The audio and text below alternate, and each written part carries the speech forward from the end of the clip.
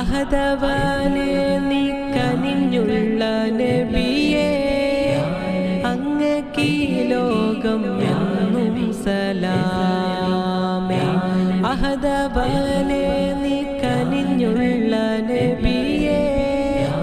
അങ്ങേക്കീ ലോകം എന്നും സലാമേ ഉമ്മത്തിനെന്നും പ്രിയരാം ഹബീബേ ഉമ്മത്തിനെന്നും പ്രിയരാം ഹബീബേ അങ്ങോടെന്നും മുഹബ്ബത്തിൻ കനിയേ മധുരവാക്കെന്നും ചൊല്ലാനും പ്രിയമാ എന്റെ പ്രിയ